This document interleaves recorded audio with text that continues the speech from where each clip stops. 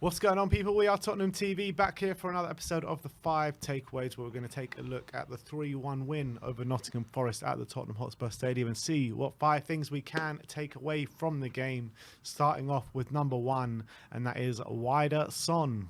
Yeah, and Sonny put in a much better performance than maybe of recent weeks, and I believe partnering him with Ben Davies on that left-hand side allowed him to get a lot wider and have the opportunity to stay central as well, which is where he got his goal. But having Son in those wider areas allowed him to flourish more creatively, and that led to him having 5 key passes on the day, which is more than anyone else on the pitch. Obviously, a brilliant finish as well for the 3rd goal, which sealed the win. Clinical finish that we know Son can do, and I think having that freedom really helps Sonny.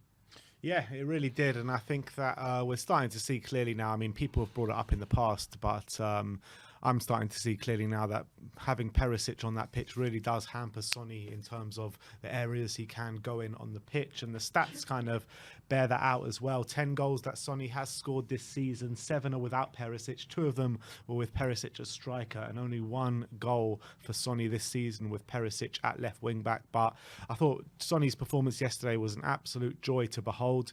And it was great to see him to get in those wide areas and to come centrally as well and have loads of variety in his play and to be a constant thorn in the opposition side. So more of the same, please, Sonny.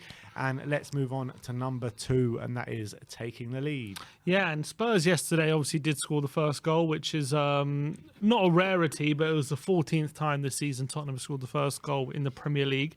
And with our record when scoring first is played 14, won 11, lost 2, drawn 1. The losses coming against Man City and Leicester away, and the draw coming against West Ham. So when Tottenham do take the lead, we are very good at keeping it, and we're very good at managing games. It's when we can see the first goal where a lot of our problems come. So hopefully we can start taking the lead a little more, because a lot of the time we start slowly and we give the ascendancy to the opposition, but it shows how important it is when we do take the lead. Yeah, exactly, and we saw that quite evidently against Wolves last weekend, where we were on top in the first half, we didn't take the lead, and then you saw as the game was progressing, we were coming under more increasing danger as the game wore on. But I'll just call on Spurs to have stronger starts to games, because we've seen it way too often this season where we've been so lacklustre in the first half and then kind of try and save the game in the second half. But maybe the way to go is to try and perform better in the first half and then kind of see out the game in the second half. But hey-ho, I don't know, but I think the stats are definitely contributing to what you're saying. But let's move on to number 3, and that is Forster steps up. Yeah, and Fraser Forster put in a great performance yesterday, off the back of what was a really quiet first half for him, but second half Forest did up their game a bit, and they threatened to get back in the game a lot quicker than they actually did, thanks to saves from Brennan Johnson and especially Serge Aurier at the near post at a corner. They did eventually get a goal, which he didn't cover himself with much glory, which he had a bit of a flap at it, but in stoppage time, when they did get a penalty to really put themselves back in the game, and they would have had a few minutes after that penalty as well, he stepped up massively with a big save, and when we needed him yesterday, he was there. And to be fair to Forster, that it's a number of decent displays now, so fair play to him. But I thought yesterday, especially at crucial times, he made big saves. Yeah, absolutely, and he's stepping up admirably well. Yes, he does have his faults in him as well, and a couple of goals that we have conceded since his inclusion in the starting 11 has been due to him, and this game on the weekend was no different with the cross that he came for and he missed.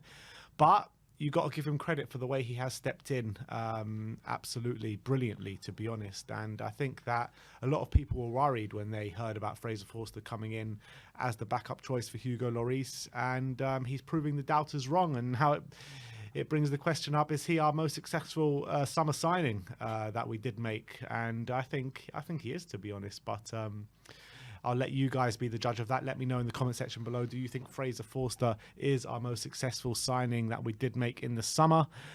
But let's move on to number 4, and that is Richarlison reacts. Yeah, and it was a really good reaction by Richarlison and by Conte by putting him in after the midweek interview after the Milan game, and Conte's response to his press conference. There was a lot of had been said about it, but I think that was the best thing to do to nip it in the bud, is put him straight in.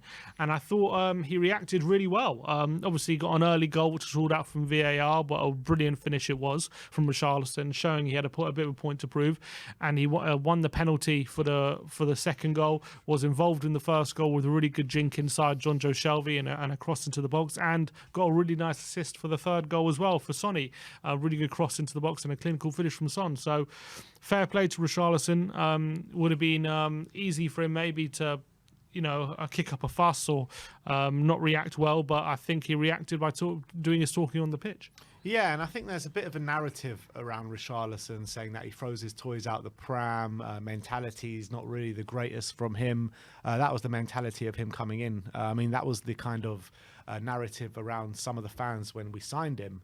And I don't think that's the case, because if that was the case, then he would have just moped around and completely sulked when he got that chance to perform yesterday. But no, he grabbed it with both hands. His best performance in the Spurs shirt, involved in every single one of the goals yesterday. So big up to Rishi, because that was a big performance on the weekend, and I think he'll keep his place for next weekend. And to be fair, all our best performances of late have been with Rishi in the starting 11. Yeah, with Rishi in the starting 11 and Ben Davies at left wing back. Those are the key things at the moment. But let's move on to number 5, and that is taking advantage, finally.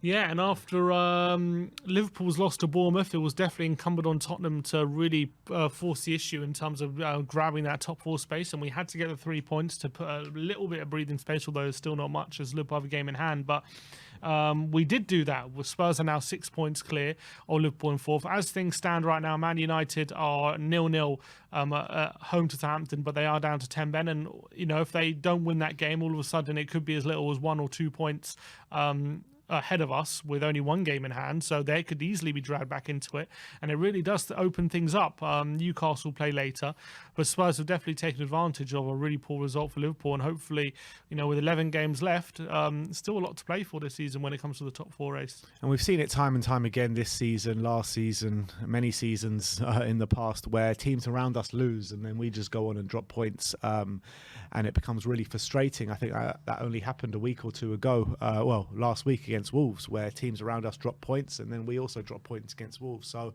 it's really good to capitalise on the mistakes that teams around us are making, and maybe it's coming at the right time with the final stretch of the season coming. It looks as though we're okay in the top 4 race. We just need to keep this momentum now, keep winning.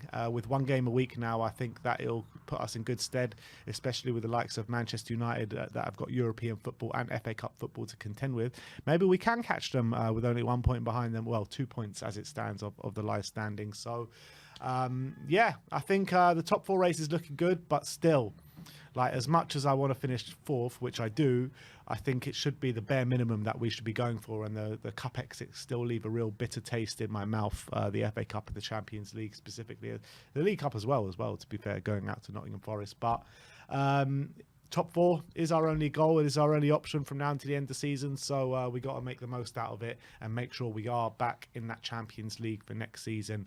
But that is your 5 takeaways from the 3-1 win over Nottingham Forest. Let me know in the comment section below what your thoughts are on our takeaways. And if we've missed anything out, put your takeaways in the comment section below. Like, subscribe and comment.